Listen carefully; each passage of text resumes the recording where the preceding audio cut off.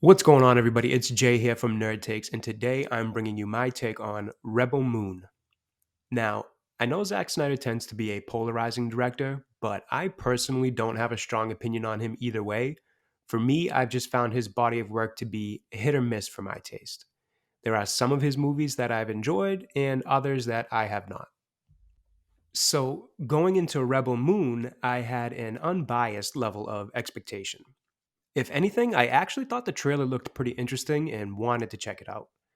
Unfortunately, upon viewing it, it turns out this would be one of his misses for me.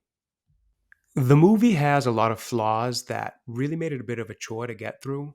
For starters, the acting across the board ranged from bad to decent at best. The lead actress struggled to carry the movie, in my opinion. I don't think the performance there was very good, which really made it hard to connect emotionally with the character.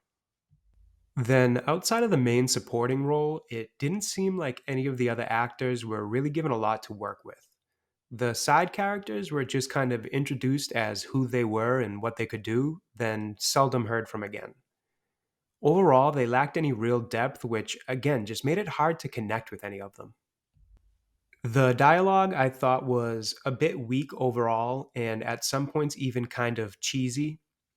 Then that combined with a lot of the delivery of the lines being pretty hollow just really took away from any of the emotional impact they were trying to create with these characters. The story itself was kind of a mess. You could tell that it was heavily edited and that large parts of the background info on the characters and the story were removed. Some things felt too rushed. For example, the forming of the team that the main character was putting together. In other cases, there were contradictions between the things the characters would say than the actions they would immediately do. Then the overall plot itself was just not particularly original or interesting. Now, I'm a believer in the idea that when it comes to art, drawing inspiration from prior works of others can lead to great new creations by an artist. I think it's a fine line between inspiration and imitation. And unfortunately, this movie seems to fall on the wrong side of that line. A few things stand out as kind of ripoffs of things previous films have not only done, but done better. Visually, I felt the movie was a bit bland. I have to say, I didn't really care for any of the design. The look of the different worlds and the species of aliens that inhabited them just didn't really work for me.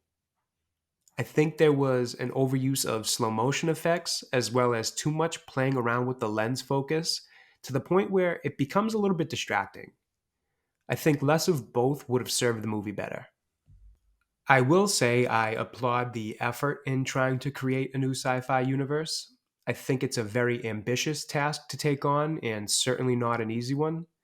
However, this one unfortunately feels a bit more like a missed opportunity than a fun and interesting new entry into the genre. Let me know what you guys think in the comments. Thanks for watching. I hope you enjoyed the video, and I'll be back again with another review soon.